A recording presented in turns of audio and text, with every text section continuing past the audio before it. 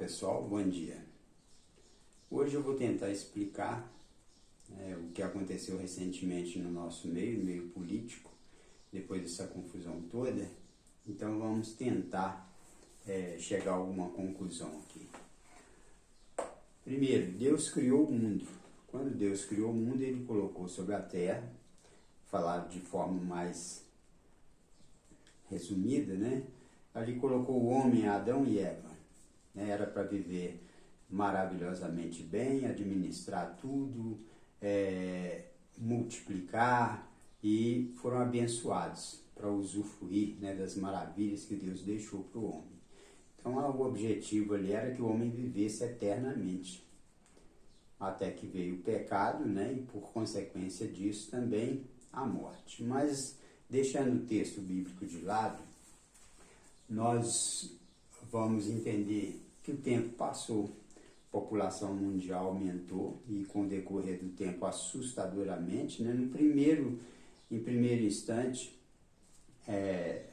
mais vagarosa e tal, porque tinham poucos, a população era pouca gente, era o início de tudo, mas com o tempo foi aumentando a população mundial. Futuramente, aumentando ainda mais a população, vieram os governos, os reis, faraós, militares, famílias influentes no poder, aqueles que detinham mais dinheiro, mais posses e tudo, e assim, no passado, formavam-se governos, formavam-se lideranças mundiais.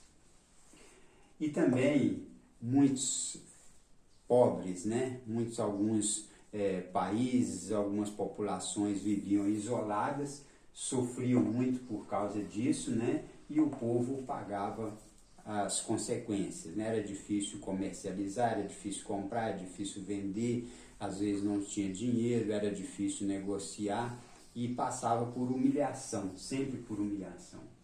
Vieram aí também os ditadores, com o decorrer do tempo, já isso é muito antigo. Também muitos países, que viviam democraticamente, vivem até hoje, onde é uma forma mais saudável, de se viver, pelo menos assim, menos agitada e menos conflitosa, Eu não sei se é bem essa palavra. E as famílias poderosas ainda no poder existem, principalmente nesses países grandes produtores aí de petróleo, de gás, de muitas riquezas, que o mundo é dependente disso. Nós até hoje não somos autossuficientes em muita coisa, que temos em abundância, mas não somos autossuficientes. A palavra, depois com o tempo, veio essa palavra aqui, globalização.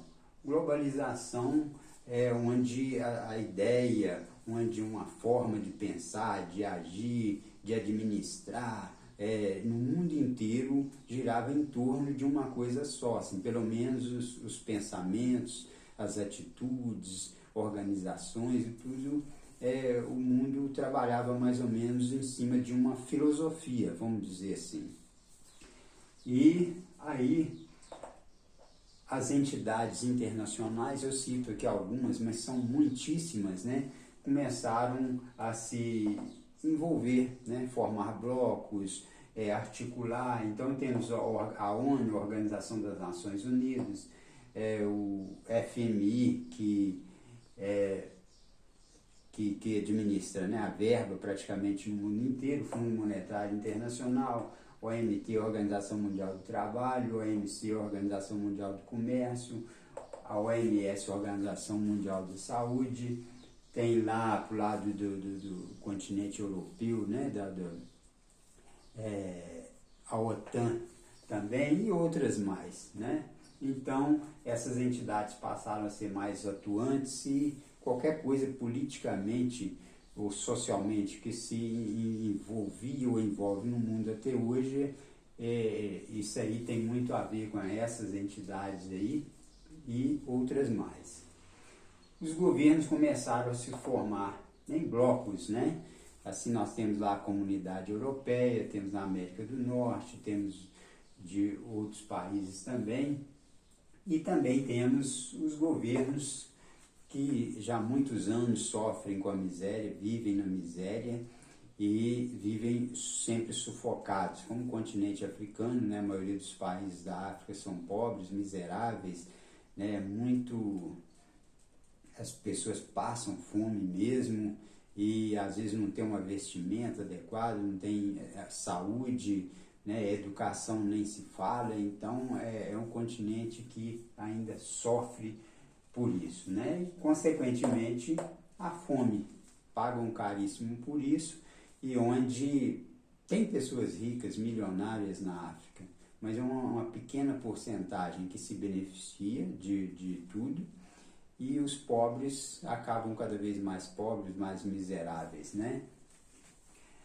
O Brasil teve um processo de um país ditador, né? Ditadura que encerrou-se aí de 1984 para 85, né?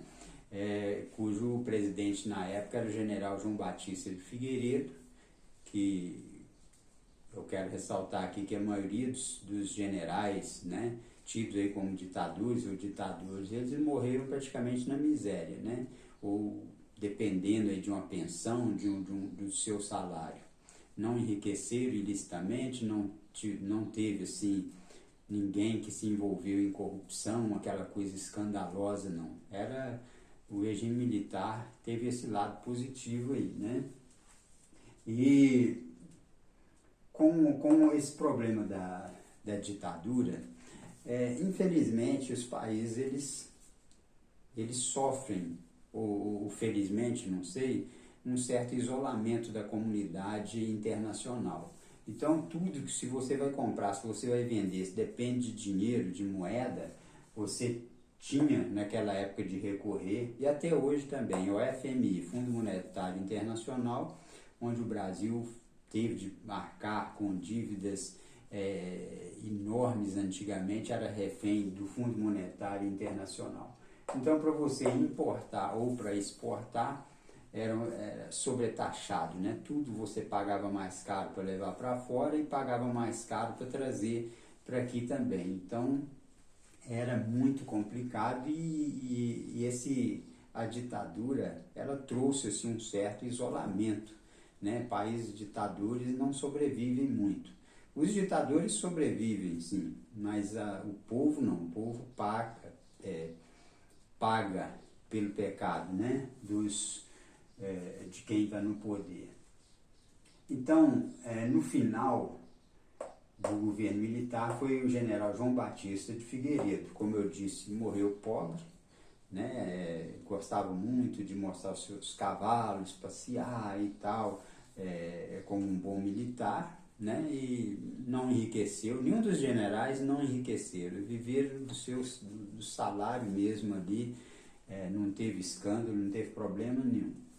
E o regime militar era um regime assim, meio opressor, né? Então quem errava, pessoas envolvidas com criminalidade, bandidos, pessoas que eram anarquistas, meio que terroristas e tudo, eles sofriam na época do regime militar.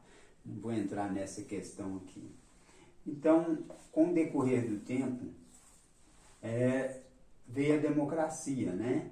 Então são vários países que têm um sistema democrático, né?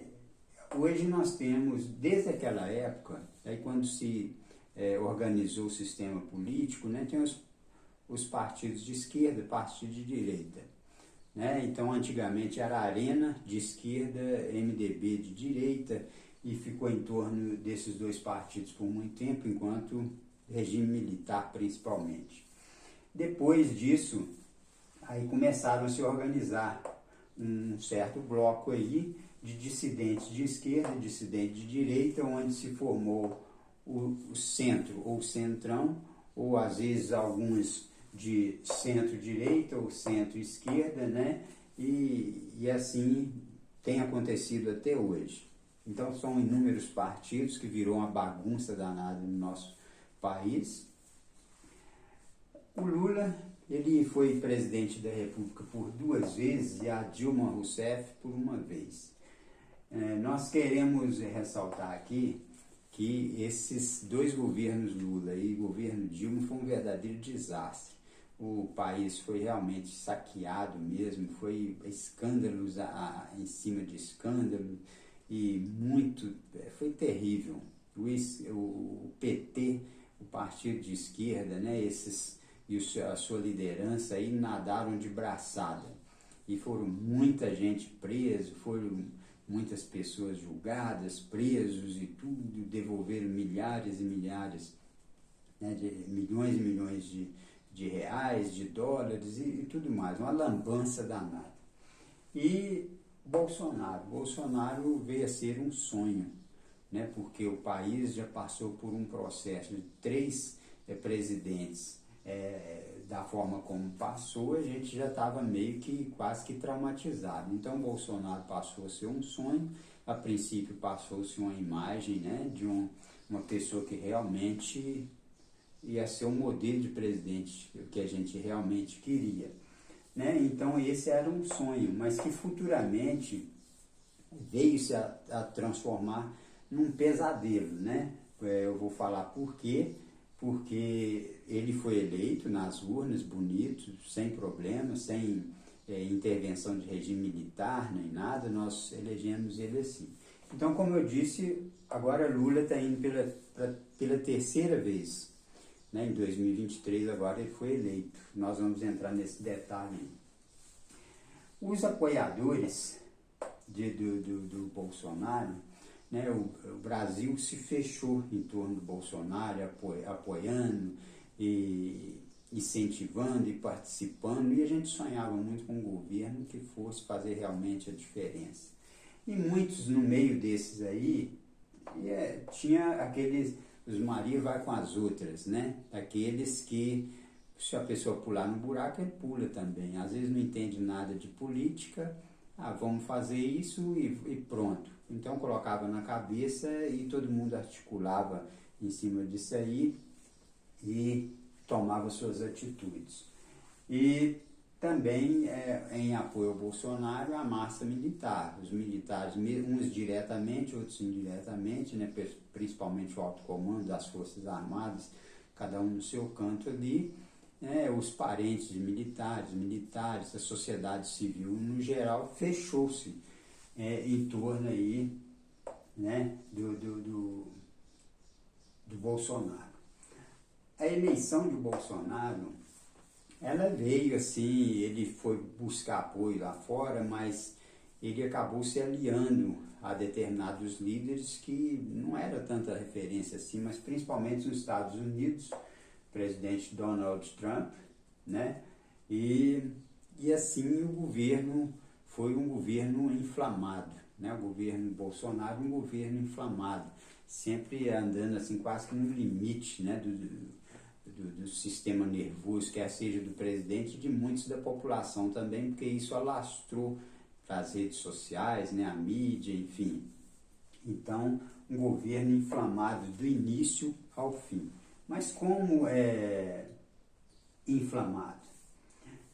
O governo Bolsonaro, ele, a princípio, ele começou bem, mas ele começou a perder as eleições logo no início do seu governo, quando os 3 filhos dele, o Carlos, o Eduardo e o outro irmão lá, né, um deputado federal, um senador e um vereador do Rio de Janeiro, começaram a se meter na vida pública do pai, do país, atrapalharam alguns ministros de trabalhar, então ficou aquela coisa, aquelas picuinhas, aquelas coisas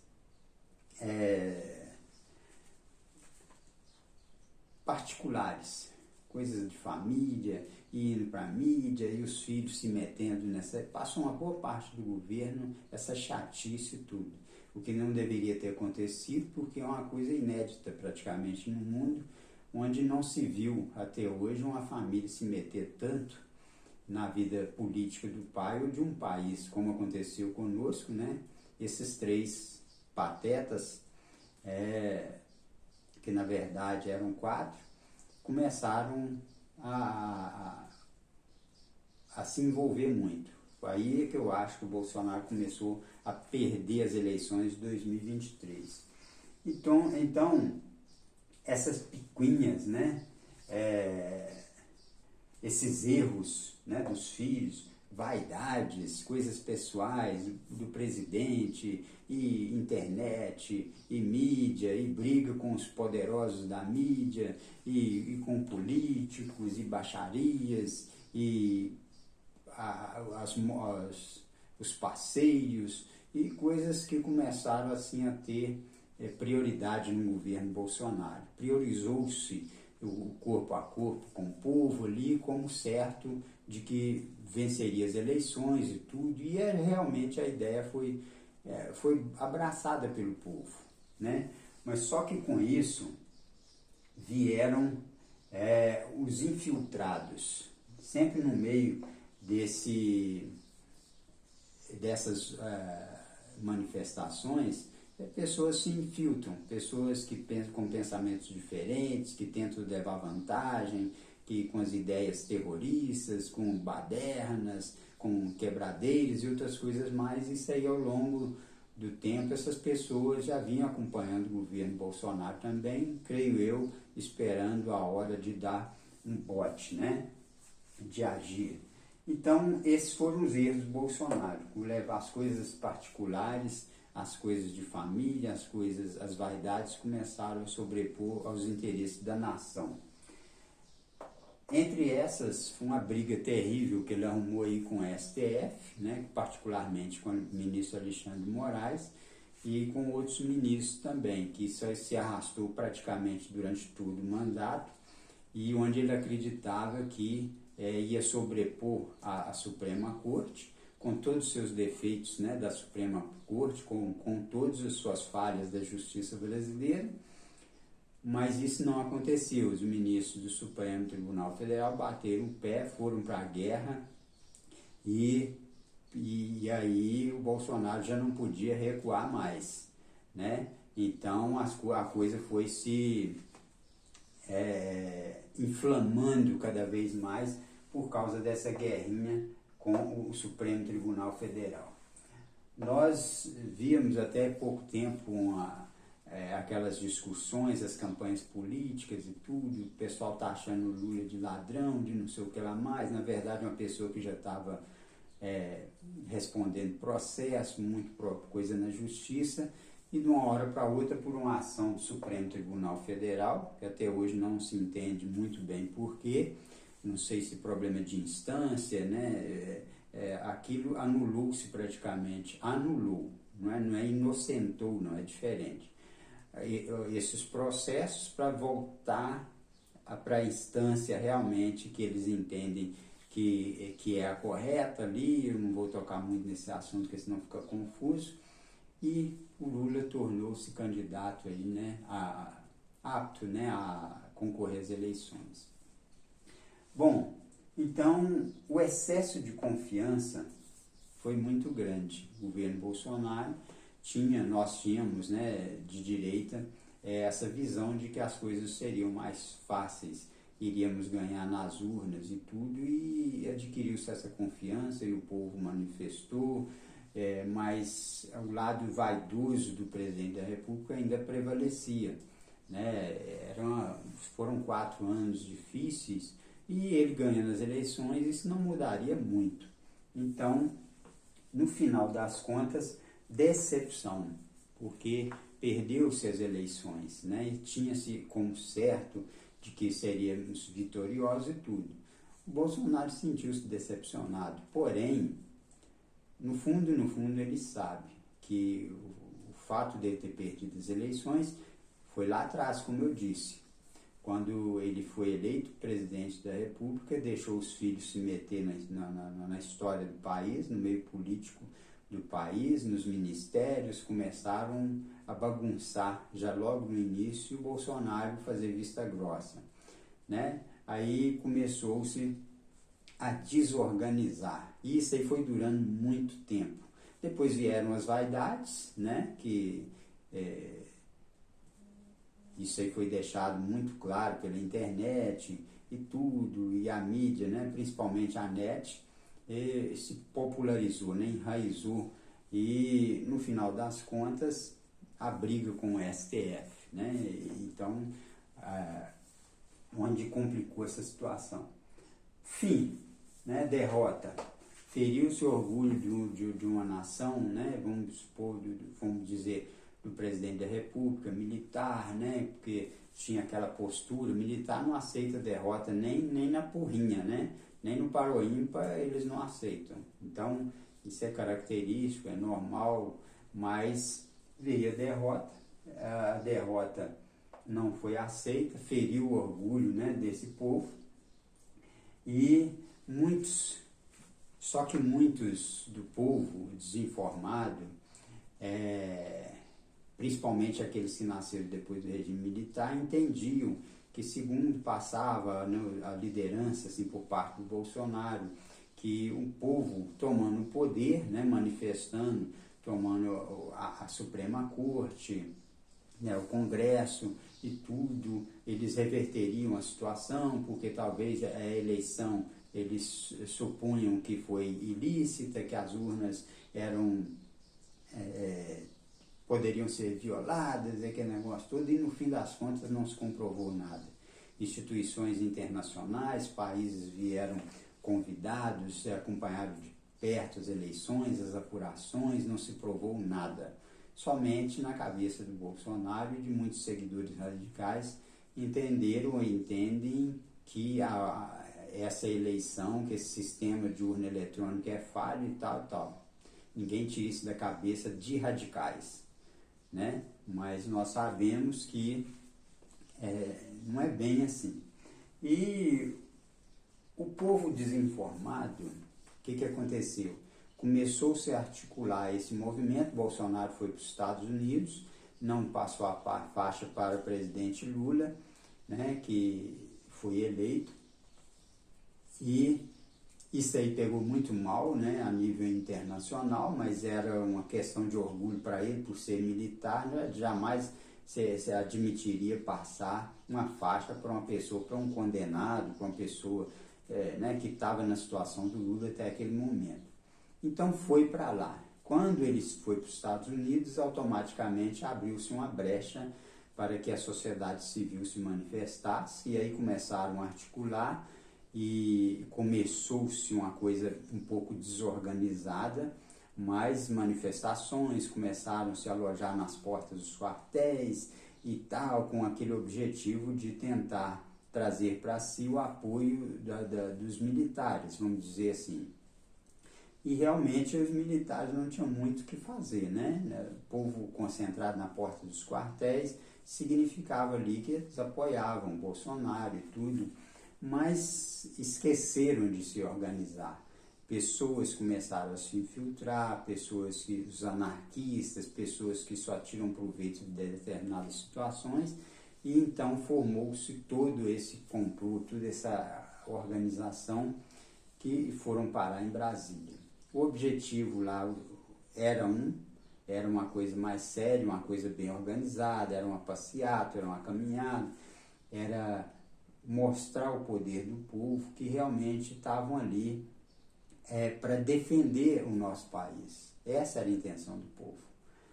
Mas o próprio povo desinformado, né, que se deixaram levar por essas articulações, foram pegos de surpresa, porque milhares e milhares de pessoas, de anarquistas, baderneiros, meio que terroristas, estavam infiltrados no meio. E quando essas pessoas chegaram lá no Congresso, no STF, começou-se essa quebradeira toda, né? Então, a imagem correu o mundo, pegou muito mal para o nosso país. Ainda bem que não houve alteração nenhuma, o presidente da República eleito, né, está lá, né, está administrando, fazendo a sua parte, contra a vontade de muitos brasileiros, entre eles eu, mas que eu sou uma pessoa consciente, e a partir do momento que ele foi eleito legalmente, me resta orar, buscar, interceder, torcer, né, para que ele faça uma boa administração, que administre para mais de 200 milhões de brasileiros, né, e não para um partido, né? Porque ele é o presidente do país, de toda a nação, e não presidente de um partido, né? E que ele se orgulhe, né, de empunhar uma bandeira verde e amarela, a bandeira do nosso país, não a bandeira vermelha como se ela estivesse acima da nossa própria bandeira. Então, foi contra a minha vontade, como de muitos outros, foi, né?